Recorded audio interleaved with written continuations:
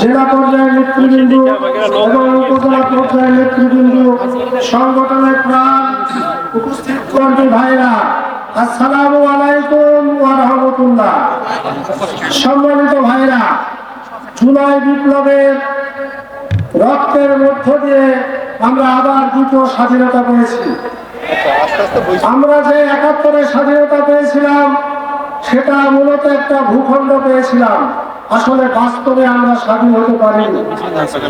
এর কারণ একটাই, যে ফ্যাসিবাদ সরকারকে আমরা পতন করলাম, তারা ভারতীয় আগ্রাসনের মাধ্যমে আমাদেরকে পরাধীনতার শৃঙ্খলে বন্দী করে রেখেছিল। সম্মানিত ভাইরা, আমাদের এই দেশটাকে ভারতের বাজার হিসাবে পরিণত করা হয়েছিল। সম্মানিত ভাইরা, আমরা পদে পদে ভারতের কাছ থেকে নিষ্পেষিত নিপীড়িত হয়েছি। সম্মানিত ভাইরা, আমাদের নেতৃবৃন্দকে অন্যায়ভাবে ফাঁসির কাস্টে ঝুলিয়ে নির্মমভাবে হত্যা করা হয়েছে। এদেশে অনেক ভাইকে গুম করা হয়েছে, অনেক ভাইকে ক্রস ফায়ারের নামে অবৈধভাবে খুন করা হয়েছে। সম্মানিত ভাইরা, ফ্যাসিস্ট সরকার মনে করেছিল এদেশ থেকে ইসলামকে বিতাড়িত করবে, কিন্তু অত্যাচার যখন চরম শিখরে পৌঁছে যায় তখন আল্লাহর সাহায্য এসে যায়। সম্মানিত ভাইরা, আমরা আল্লাহর সাহায্যের মাধ্যমে তাদেরকে এদেশ থেকে বিতাড়িত করেছি। আজকে এদেশের মানুষ একটা কল্যাণমুখী রাষ্ট্র চায়।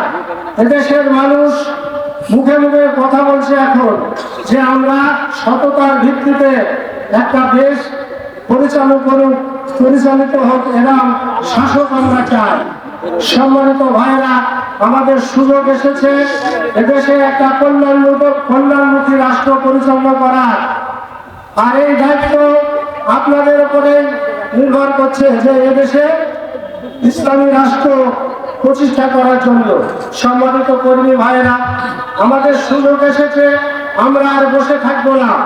আমরা আমাদের সততা এবং ভালোবাসা দিয়ে মানুষের মন জয় করে এদেশে একটি কল্যাণমুখী রাষ্ট্র প্রতিষ্ঠার চেষ্টা চালিয়ে যাব।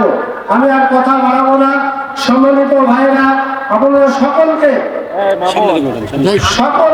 সম্মিলিতভাবে এদেশের মানুষের পাশে দাঁড়িয়ে, মানুষের কাঁধে কাঁধ মিলিয়ে, মানুষকে আমাদের দাওয়াতের মাধ্যমে এদেশে একটা কল্যাণমুখী রাষ্ট্র গঠন করার প্রত্যয় রেখে আমি আমার কথা শেষ।